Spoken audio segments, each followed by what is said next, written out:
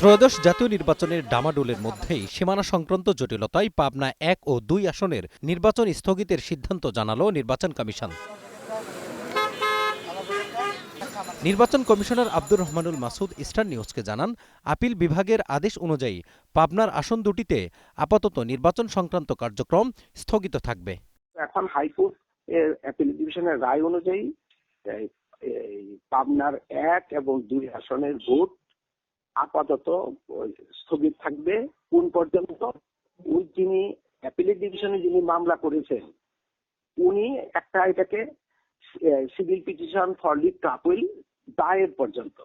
আমরা সহজ ভাষায় যদি বলেন যে আপিল বিভাগ, বাংলাদেশ সুপ্রিম কোর্টের আপিল বিভাগ কর্তৃক পরবর্তী আদেশ না দেওয়া পর্যন্ত স্থগিত থাকবে। তবে নির্বাচন স্থগিতের এই খবরে ক্ষুব্ধ প্রার্থীরা। হিসেবে আমি দেখছি যে নির্বাচন হওয়া উচিত। সাথিয়া এবং বেড়া আংশিক যে ছিল, স্বাধীনতার পর থেকেই এই পর্যন্ত এইভাবেই ছিল। ভোটারদের তো একটা সার্টেনিটি লাগবে, নিশ্চয়তা লাগবে কোন সীমানায় ইলেকশন হবে। আমি আহ্বান জানাবো মাননীয় সুপ্রিম কোর্ট এবং হাই কমিশন, ইলেকশন কমিশন, তারা মিলে এটা ফাইনাল করে দিক। পরে নির্বাচন কমিশনার আব্দুর রহমানুল মাসুদের দেওয়া তথ্য নাকচ করে এই সংক্রান্ত খবর তুলে নেওয়ার অনুরোধ জানান ইসির জনসংযোগ কর্মকর্তা। এই পরিস্থিতির মধ্যেই নির্বাচন কমিশন সচিব আক্তার আহমেদের সঙ্গে বৈঠকে বসেন ভারপ্রাপ্ত অ্যাটর্নি জেনারেল। তবে এর আলোচ্য বিষয় নিয়ে গণমাধ্যমকে কিছুই জানানো হয়নি। এদিকে রিটার্নিং কর্মকর্তার সিদ্ধান্তের বিরুদ্ধে ইসিতে প্রার্থীদের আবেদনের শেষ দিনেও ভিড় ছিল নির্বাচন কমিশনে।